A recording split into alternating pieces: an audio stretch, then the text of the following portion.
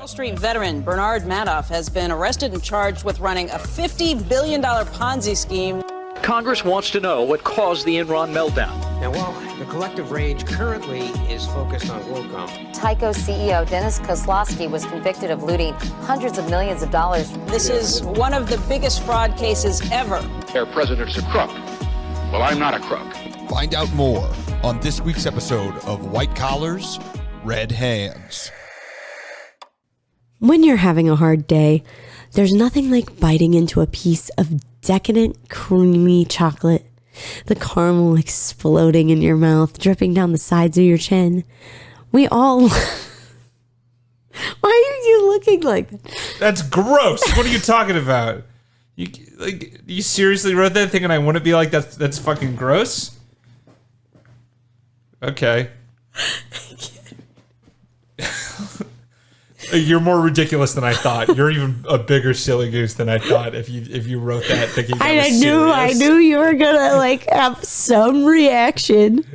Well, I did. I had a very predictable reaction, I think. We all love a good treat. Everyone around the world loves to indulge every now and again. In Japan alone, the confectionery business makes about 8.1 billion US dollars per year. Kit Kats, Poke, or Pocky. No. Kit Kats, Pocky, you name it, we love it. However, what if someone tried to take down the confectionery business as we know it? What if someone tried to extort candy makers out of millions of dollars? What if they even decided that kidnapping was their only option? Today, we look at the story of the monster with 21 faces and how they tried to take down the Japanese confectionery business as we know it.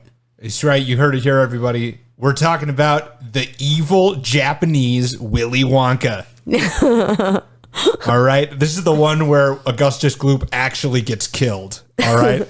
Yeah, they are very fat phobic over there, so they would absolutely kill that child. The marshmallow fluffing room is just them fucking murdering, putting one in the back of his head. Oh God. Marshmallow it's gun. evil Willy Wonka. Okay? Marshmallow gun. Pfft. Oops, it was a real gun. Marshmallow was in quotation marks. No one saw that. It was wordplay. Oops.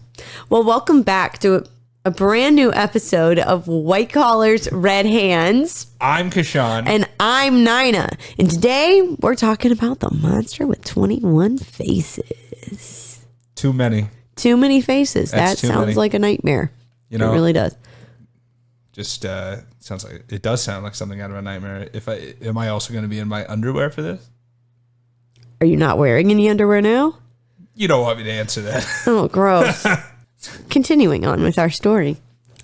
On March 18th, 1984, two masked men entered the home of a 70-year-old woman in Nishinomiya in Japan with a rifle and a pistol. Were they like 3 feet tall with green hair and orange skin? No. And were they singing a fun song when they came in? Oompa loompa doompity doo. I need the... Oh, shit. I don't know. Put the cash in the bag or I got a bullet for you. Oompa loompa doompity dee. If you are wise, you'll listen to me. Well, I didn't even change the words. Yeah, I mean, I tried. It works. You should listen. That Oompa Loompa is a gun. You better listen to him. The Oompa Loompas would be exponentially more scary if they had guns. You know what? I think that's true for most anything, but it's definitely true. Spoiler alert to the new Wonka movie. They actually, he actually pulls all have guns.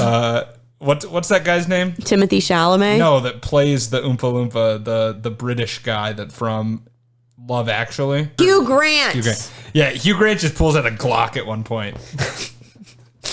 Really weird choice. Just halfway. Glock. Halfway through. All right. So, the two masked men entered the home of a 70-year-old woman in Nishinomiya in Japan with a rifle and a pistol. They tied her up, cut her phone lines, but money wasn't what they were after. They were after only one thing, the key to her son's house next door.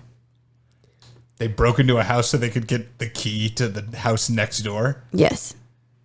All right, I feel like there's some holes there, but we can pass by it.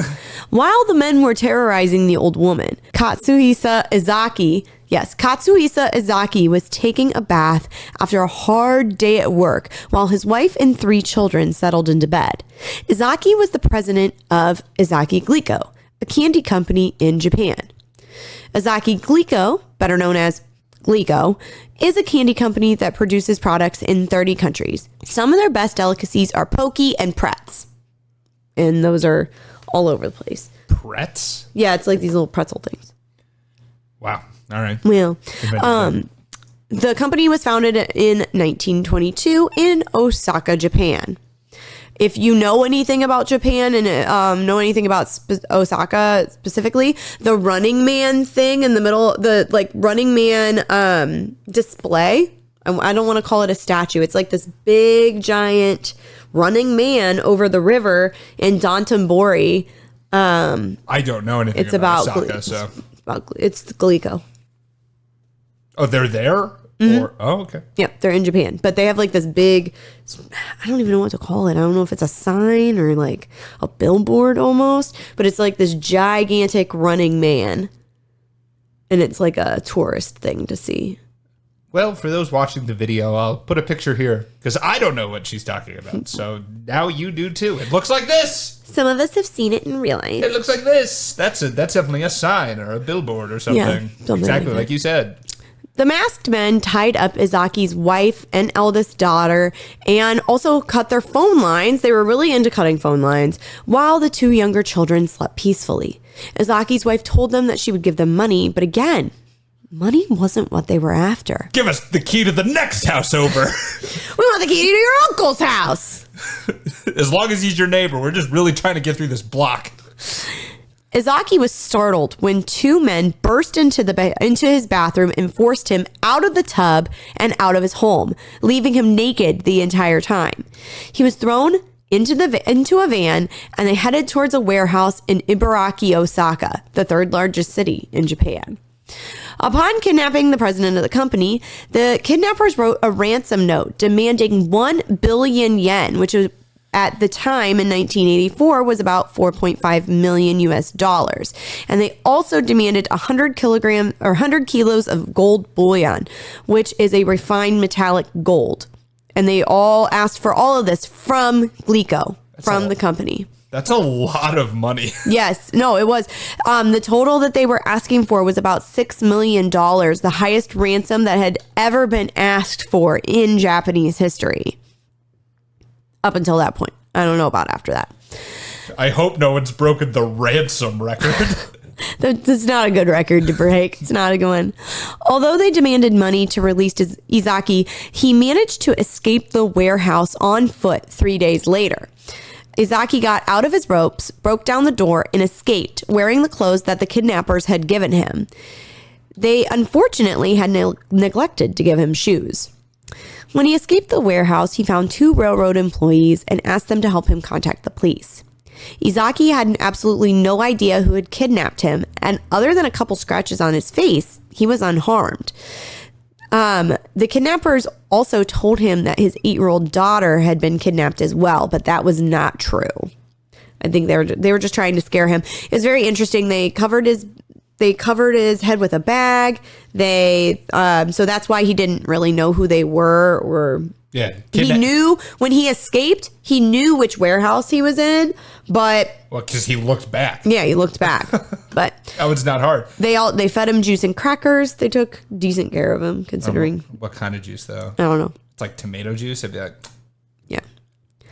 It was thought that the kidnappers were someone close to Izaki and his family due to the fact that it seemed like they knew their routines and also like where to cut the phone lines, they knew that the mother-in-law had a key. or the mother had a key, all these things. It seemed as if someone had been watching the family or was someone close to them. Now, Miyazaki escaped, but it didn't stop the kidnappers. On April 10th, 1984, 3 cars were actually set on fire at the Glico company headquarters. And on April 16th, a plastic container containing hydrochloric acid was found at one of the Glico warehouses, and it contained a threatening letter. Just a jug of acid, unopened. A big old jug of acid. I better watch out, because guess what? We know where to find acid. Well, the letter threatened to poison Glico products with potassium cyanide. Which is not acid, but okay. This caused panic all over the country and caused Glico to pull all products off the shelves for fear that the goods might have been poisoned. And, this was just precautionary. They pulled the products off the shelves, and this caused major loss for the company. Glico lost over $21 million and had to lay off hundreds of employees as a result of the threats. Yeah, it's like the Tylenol murders here in Chicago. Mm-hmm. Yeah. Where briefly, for those of you who don't know, someone poisoned a bunch of Tylenol and with cyanide, and that is why we have those safety seals on all medication now. This was a major win for extortionists who further taunted the police with a letter. The letter read, okay, so I will say that this is translated from Japanese. So if it sounds stupid, it probably sounded menacing in Japanese. Yeah. It's not going to sound the same in English as it would in Japanese. The letter read, "To the police fools, are you stupid? What the hell are you doing with all that manpower? If you're professionals, then come on, catch us. We'll give you a hint since you're so handicapped. There are none of us among Miyazaki's relatives. There are none of us among the Nishinomiya police. There are none of us among the Flood Prevention Corps. The car I bought was gray, and the food I bought was from Dai, which is, I think is how it's pronounced. It's a grocery store in Japan. If you want more information, ask us for it in the newspapers. After telling you all this, you should be able to catch us. If you can't, then you're just tax leeches. Shall we kidnap the head of the prefectural police too?" The letter was signed as the monster with 21 faces. So they were like a cab for sure. Yeah, they were a cab for sure. Okay. Well, I don't know if they think all cops are bastards. All cops are fools. I was going to say, I think they're ACAS, which is all cops are stupid. You police fools. Or ACA, all cops are handicapped. Yeah, are you handicapped? When I read that, I was like, whoa. Yeah, you know that was some fucked up slur in Japanese. Whoa, yeah, it probably is like the R word. The Japanese R word. Also, probably. what was that thing about the Flood Corps? What the hell is that about? I think that they were a thing. I don't know. Actually, I don't actually know what they meant by that. Flood Prevention Corps. Okay. There's a lot of things that the monster with 21 faces did that doesn't make a whole lot of sense. I'm going to be honest with you. It's AI generated. Yeah. 40 years ago, it's AI generated. Well, you know what? We are in Japan, and they are technologically very ahead of us. Yeah, a bidet in every bathroom. And they developed AI in the 1980s. The Monster with 21 Faces was from a children's novel by Itogawa Rampo. The story was about a thief who quote, stirs up the newspapers every day and is so good at disguising themselves that they are unrecognizable. It was crazy that Japanese police were unable to pinpoint who was the perpetrator of these crimes. Just to put put this into perspective and put some Japanese police stats up. In 1983, Japanese police solved 97.1% of murders and 55.3% of thefts. In the same year, the U.S. had solved 73.5% of murders and 17.3% of thefts. Now, Japan has a wildly smaller population than the United States, but still. And also, they murder a lot. They have a way lower crime rate. However, what this is showing, though, is that at that time, I'm not sure what the stats are now, but at the time, the police were very highly effective. So them not being able to figure out who this person is really tarnishing to the police's reputation. I'm going to be honest. 73.5% is way higher than what I thought it was going to be for America. Me too. And so that's kind of sad that I'm like, wow, 73.5? They were doing pretty good. I mean, now, how many murders went unreported? We don't know. But those are reported murders.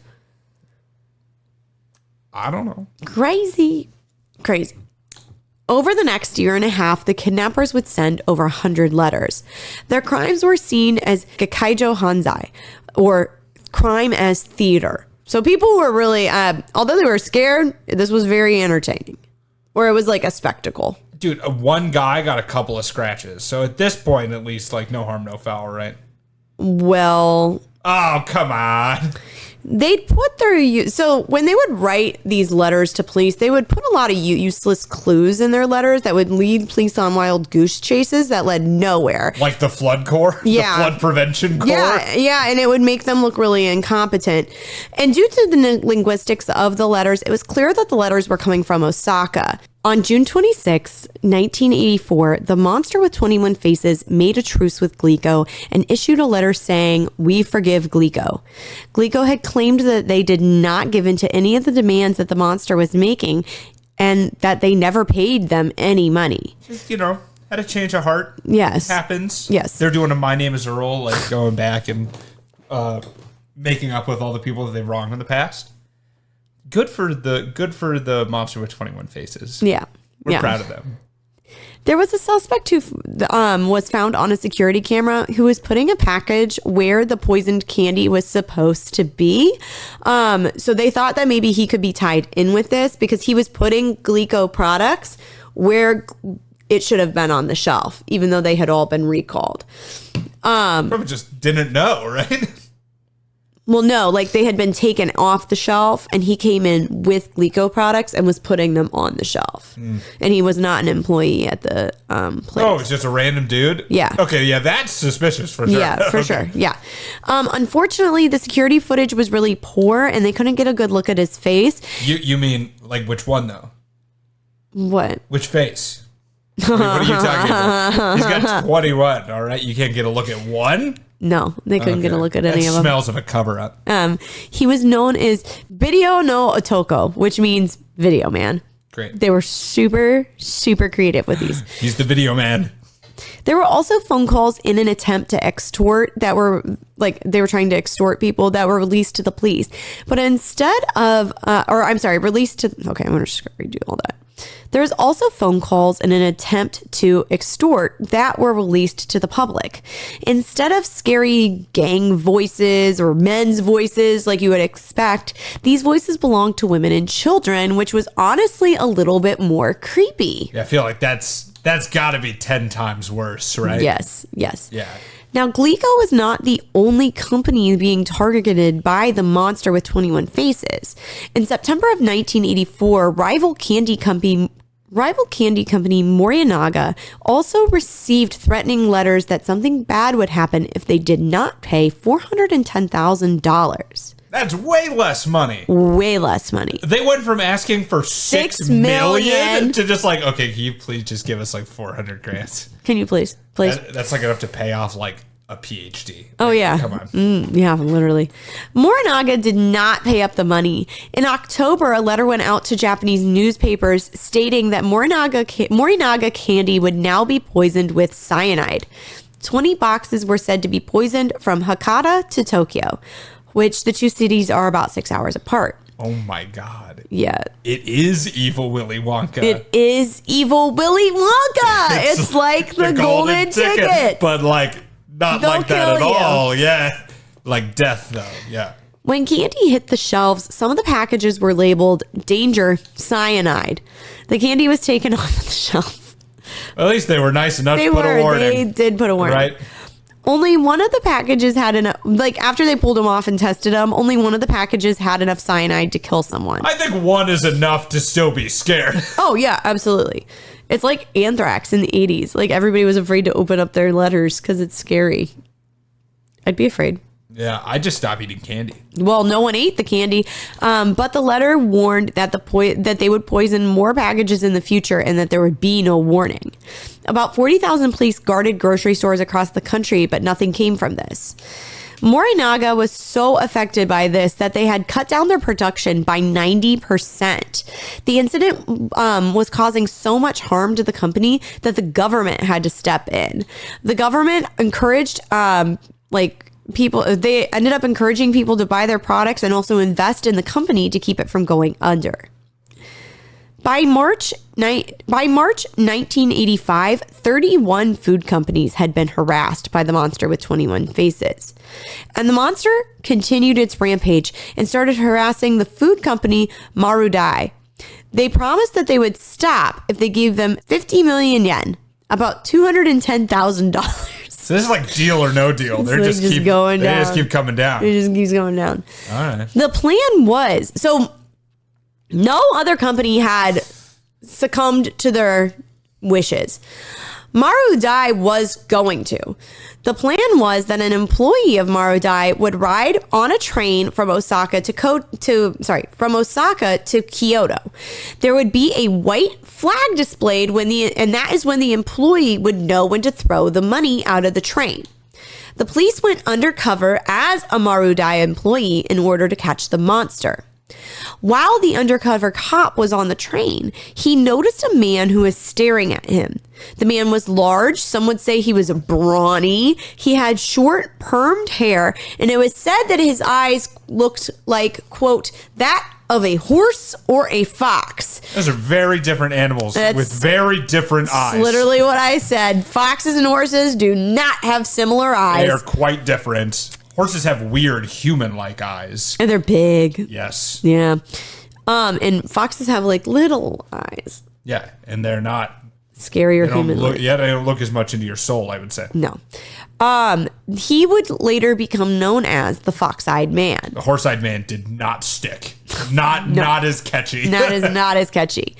Now, while the officer made his way to Kyoto, the white flag was never displayed. And when he got on his return train to Osaka, the Fox-Eyed Man was on the same train. The police officer contacted another undercover cop to follow the man, but when he changed trains, they lost him. Now, the monster with 21 faces continued their reign of terror when they extorted 100 million yen from the House Food Corporation. Oh, they went back up. They asked for 50 million yen the last time. Now they're back up to 100. Well, they were like, hey, we got 50 million out of that one guy. Let's get 100 out of this guy. But they didn't get it. They didn't throw it off the train. Well, they were going to. Well.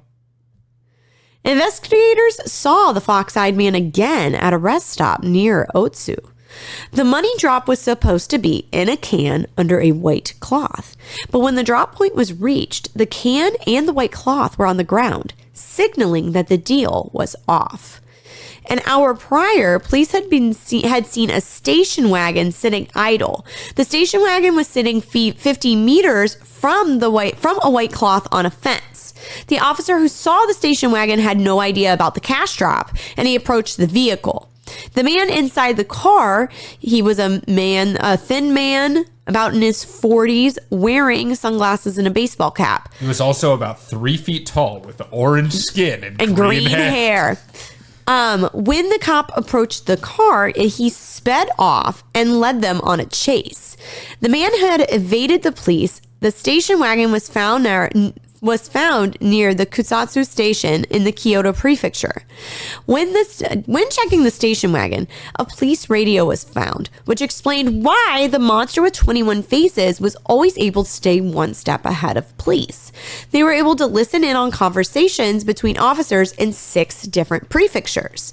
It was also found out that the station wagon was stolen. So you were saying that they were upping the price? This was also because they were continuing to threaten new product. Like, I think the reason they were able to do this was because they were still threatening to poison products. Well, yeah, it's kind of their own. That's all they got. That's their thing. So the true identity of the monster with 21 faces was never found. It remains an unsolved mystery to this day. And now, although it seems like a fun cat and mouse game between the monster and the police and the public, people actually suffered from this. This was a very highly sensationalized case in Japan, mainly because things like this aren't that common in Japan, especially in the 80s. Japan is a very safe, pretty crimeless, I wouldn't say crimeless, but low crime country. So something to this extent is pretty unheard of and would capture the attention of the entire country. So over 28,000 tips came into police, and Japan really put a lot of manpower behind this. They put over 130,000 police on, during the course of the 15 months that this was going on, 130,000 police officers served on this case and were trying to solve it. The Shiga Prefecture Police Superintendent Yamamoto was taken off the case because of his failure to solve it. Now, Yamamoto was so overcome with the sense of failure that he not only failed his police force, but also the entirety of Japan. I'm going to do a trigger warning right here. This next thing is kind of extreme. He was so upset that he poured a can of gasoline on himself and set himself on fire on August 7th, 1985. He died of self-immolation. Okay. I'm going to say this. I think a little bit of an overreaction.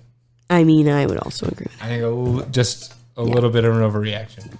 Yeah, I mean, they're very, this is very, what's the word what's the thing they would do when they fell on their swords? Harikari? Is that what it was called? Absolutely. When they fell on their swords? Yeah, it's like suicide. Harikari? Yeah.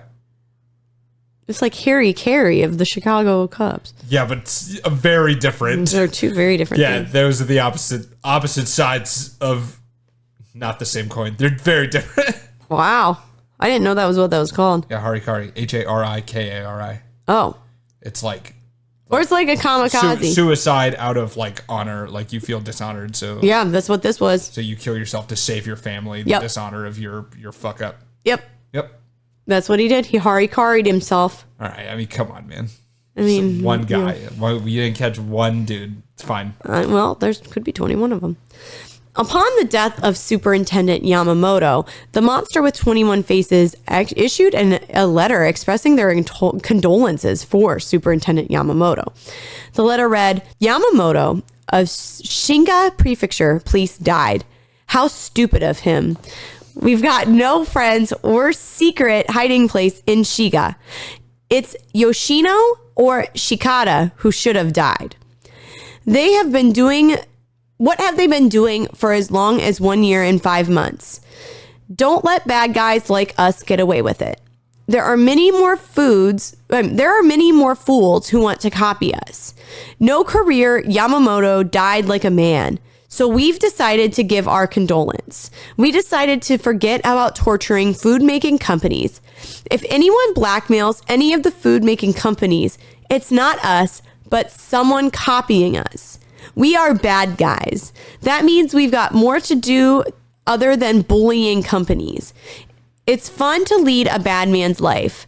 Signed Monster with 21 faces." It's fun to lead a bad man's life. You know what I'm talking about? And I'm a bad man.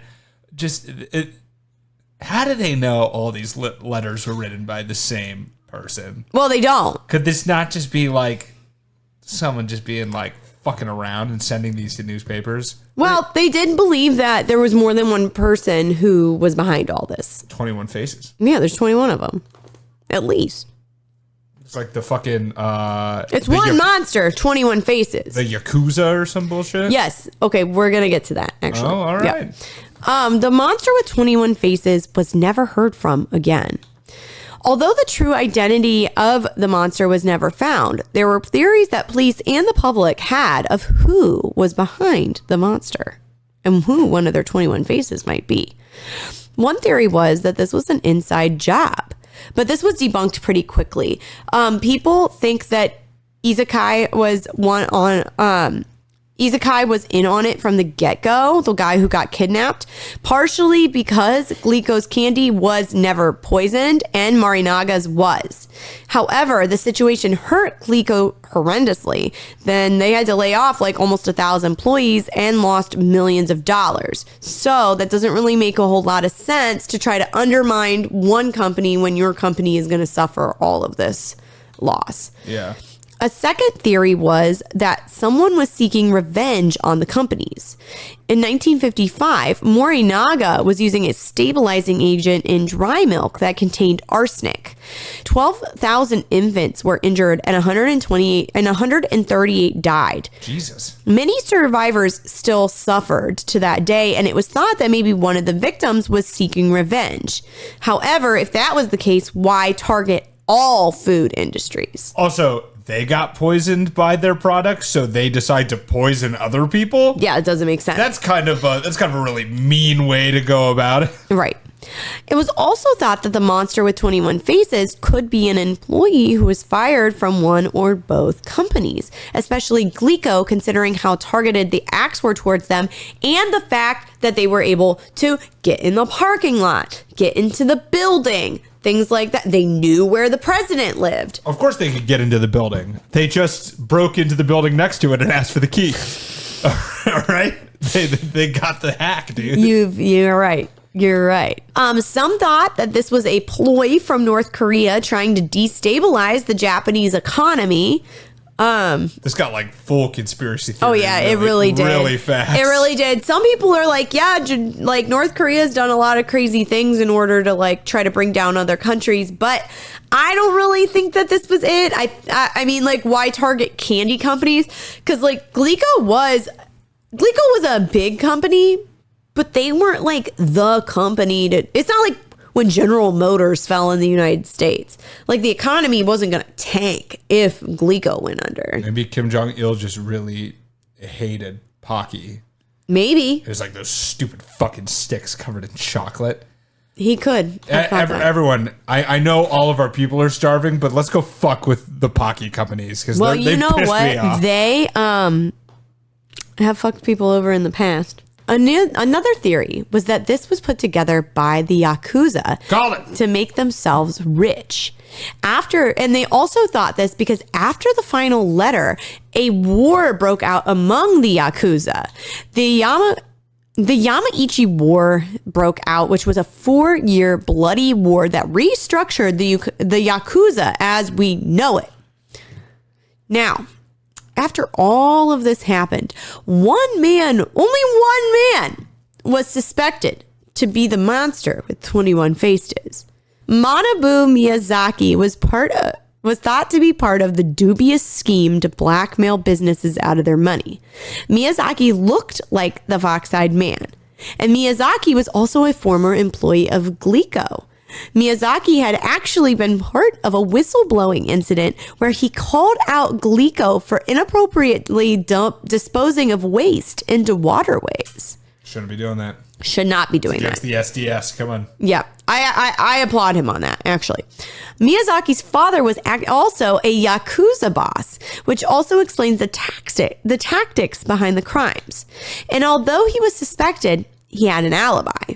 But some think that he was actually the mastermind behind these crimes. The Yakuza, there's an entire mafia of people to actually do the crimes. That's correct. That's how it works. Yes.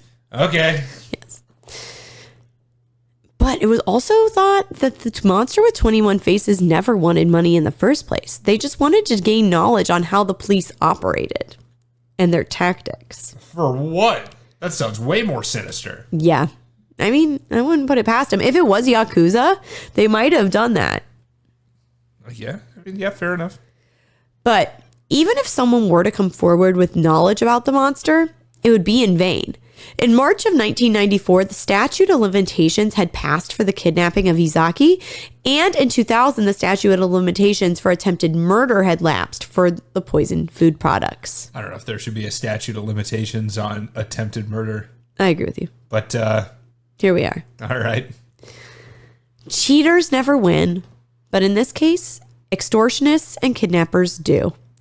The monster with 21 faces used his disguises to fool the Japanese police while simultaneously striking fear into the hearts of the public.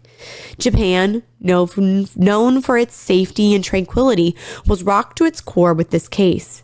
Times were not sweet during 1984 and 1985 when candy sales had dropped 10% because of these crimes. If the monster with 21 faces was attempting to make money, he failed.